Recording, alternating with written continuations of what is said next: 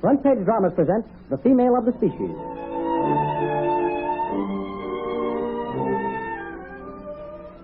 This week's Front Page drama, The Female of the Species, is a dramatization of several incidents in a very colorful feature article to be found in next Sunday's American Weekly, entitled, Why Hetty Green's Daughter is Wrecking the Old Homestead.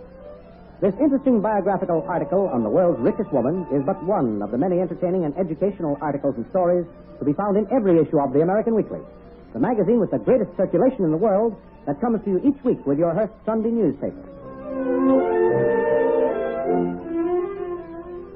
The elegant 80s, the gay 90s, and the first decade of the present century gave this country some of its most colorful, aggressive, and powerful men in the fields of industry and finance. Taking her rightful place among these giants is one woman, her name, Hetty Green, and she was one of the ruggedest individualists this country ever produced. Given a head start with an inheritance of $5 million from a shrewd, penurious old Yankee family, Hetty ran it up to a personal fortune 20 times its original size. And when she died at the ripe old age of 82, she left a fortune of $100 million. She accomplished this feat of financial genius entirely by her own efforts. And although she admitted she thought she amounted to something, she was never very proud of her great accomplishment. She said late in life that she could have done much better if she had her life to live over again. Let's go back just a little after the turn of the century to a modest flat in a fairly respectable residential district of Hoboken, where Hetty has just received a visit from an old friend. Why, Annie Leary, come in. Sit yourself down and be comfortable. What brings you over here away from your precious New York? Who told you where I was living? Sylvia came in to see me yesterday to offer us congratulations. Why, yes. What am I thinking of forgetting my manners like this? Congratulations, Annie. I read that in reward for your generous contributions to church charities and your devoted service to the church itself, you've been made a papal countess. A great honor, Annie, but you're worthy of it. Thank you, Hetty. But I didn't come all the way over here to talk about myself. First, Hetty, when in the world are you going to give up this eccentric habit of living in cheap, out-of-the-way flats under assumed names? Why, everyone's talking about your enormous wealth and you live in a $20 flat. Don't pay any attention to a lot of talk of idle talk of people. If there were less talk in the world, there'd be fewer fools. To spend money uselessly is a sin.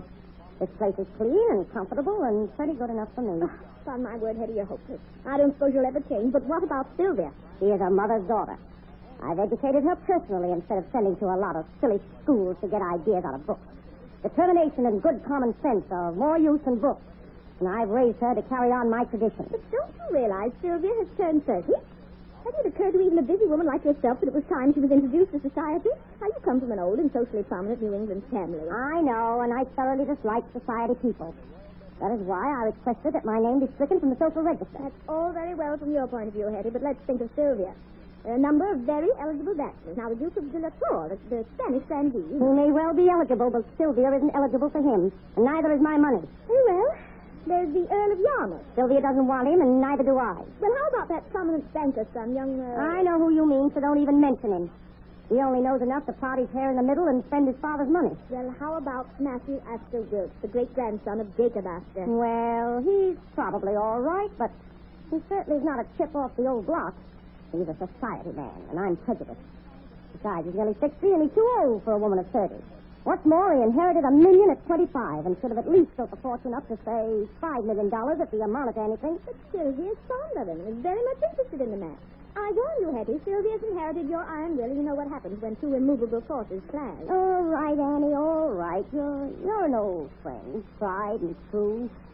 I'll place Sylvia's baby in your hands, and what's more, I'll agree to spend a little money. But I don't want a big affair, mind you. Very well, Hetty. I've already made temporary arrangements. It will be a small select dinner for 16 persons at $20 per plate. Great Jesus, go. $20 per plate. Why, we ought to eat off gold for that price. You will. The dinner will be served on gold plates discreetly rented for the occasion. I'll order the wine. That'll be about $145, and it'll be good. Good? It ought to be good. It'll be costing me $9 a bottle. Oh, Hetty, don't be so penurious. Now let's talk about you. You can't stay here. You'll have to move into a hotel suite for a few days. You can get one that will suffice at the Waldorf for $30 a day. $30 a day? Why, I only pay $20 a month for this big flat. Furthermore, you'll have to change your shabby appearance. Throw away that rusty old bonnet and that threadbare black bombazine dress. We'll get silks and satins and hats, and you'll have to go to my hairdresser in the beauty salon. Oh. You've got to do something about that complexion and those wrinkles of yours. Oh, very well, Annie, very well. I'll agree to everything you say, but I can't sit here talking. If all this is going to cost me money, I've got to go out and make some. You arrange everything. I've got to get down to the stock exchange. I'm working on a big deal.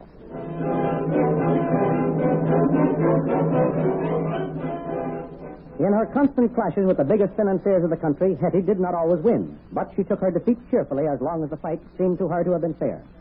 But this time, a well-known railroad magnate was clashing with Hetty on a big deal and was not fighting fair. No, Mrs. Green, I don't think. In fact, I know that your opponent is using a lot of rather shady and underhanded methods to beat you in this fight. That is why I say withdraw now and save what you can. I'll do nothing of the kind. I'm in this fight and I'll stay in it. I've got the money to fight with and I'll win. Mrs. Green, I do wish you'd heed the advice I'm giving you. What's the use of giving good advice? The world is full of it, but nobody wants to take it. What I want to know right now is, where's my enemy getting the money he's using to fight me with?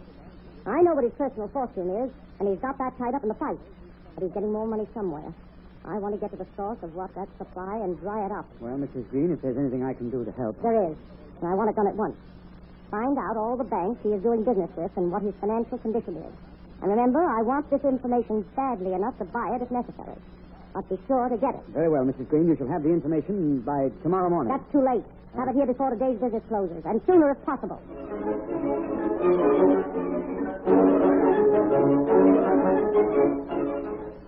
There's your information, Mrs. Green, and it's only 2:45. Very good. Get one of your messengers at once. Yes. Open an account for me in that bank and deposit $250,000 before the bank closes today. $250,000, Mrs. Green. This is most unusual. You've never had any business with this bank before. Never mind asking questions. Do as you're told. Open an account for me at once. Deposit $250,000. Yes, very good, Mrs. Green. I'll attend to it at once. And here's something else. I want you to deposit $100,000 a day, every day, until I have a balance of over $2 million to my credit in that bank. Let me know when that happens. And if that wolf who's been attacking me borrows any more. Here's my address. I'll be in Philadelphia. Keep my whereabouts a close secret.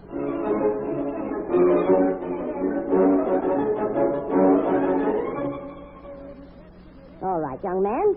And what is the news from Mr. Sprague? Mr. Sprague made the final bank deposit this morning. Your account in the bank now stands at $2,500,000. He also wishes me to convey the news that Mr. X, he said you'd know who he meant, was hard-pressed for cash and was trying to borrow again, but the bank will not extend him any further credit beyond the $2 million he owes. Splendid. Now, when is the next train back to New York? I've got to be there before the Bank of the Stock Exchange closes. Oh, that's impossible, Mrs. Green. I inquired about trains before I came here. The next train doesn't leave until 2 and arrives in New York at 4:15. Then out of my way, young man. I've got no time to argue. Yes. I've got to be in New York before the Bank and the Stock Exchange closes if I have to hire a special train to do it. And that is precisely what Hetty Green did. She stormed up to the vice president of the railroad and asked how much they would charge for a special train consisting of an engine and one day coach. After haggling over the price as long as she dared, Hetty got a reduction and rushed off to the station where the special engine and coach was waiting ready for her departure. But close-fisted Hetty still had a chance to save money. Here we are, Mrs. Green. Your special train is ready. One of our best and fastest engines and one-day coach. Just a minute. In making up the price for this special train, how much extra do they charge me for this day coach? Well, we've made the very minimum charge of $5 additional for the coach, ma'am. Then take off the coach and make the price $5 less. I'm riding in the engine. But, ma'am, this is most irregular.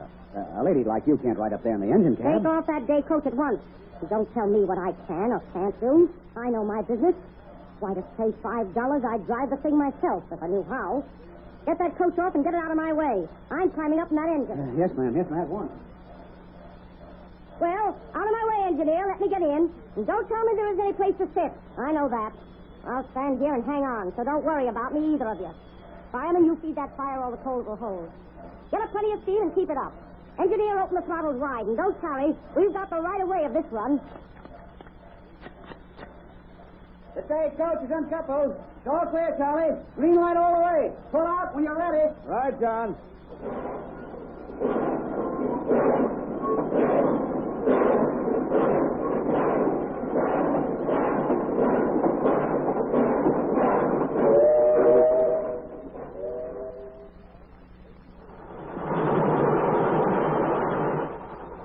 Is this as fast as this thing will travel? I declare to goodness I can run faster. Don't you realize I've got to be in New York and down on Wall Street before 3? She's doing 48 miles an hour now, ma'am. That's plenty of speed. Not for me, it isn't. This is supposed to be one of the fastest engines on the road. So open it up. Let's do 50, 55, 60. I'm in a hurry. You there, fireman. Get busy there. Give that fire a shake-up. Give it more coal. Let's have more pressure. Speed up. slow train through Arkansas.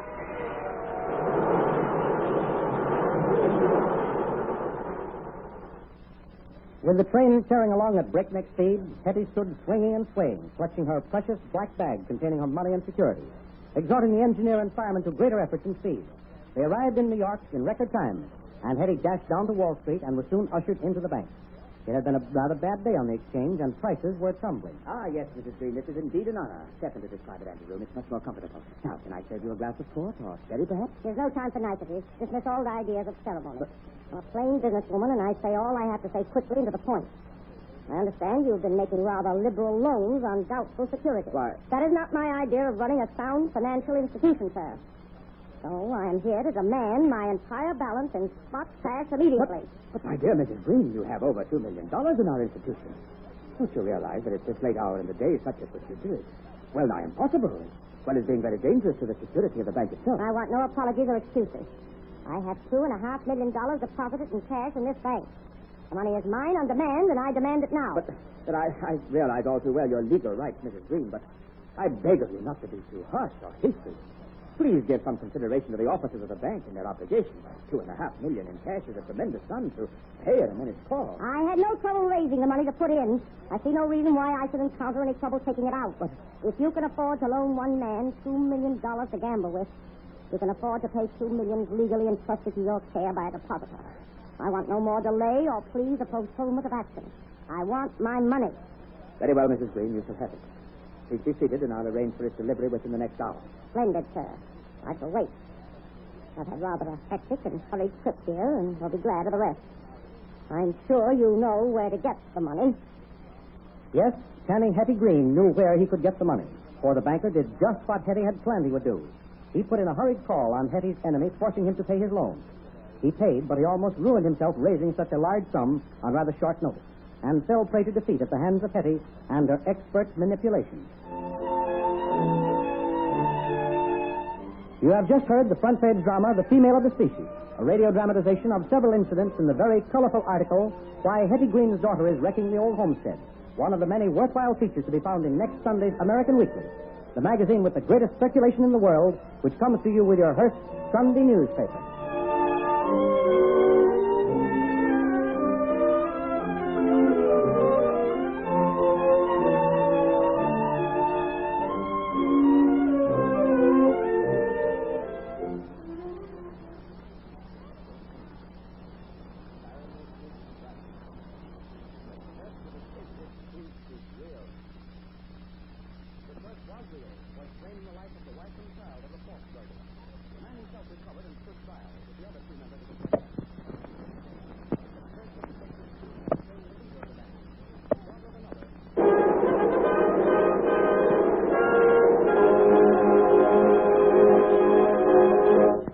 Front Page Dramas present The Shark God's Vengeance.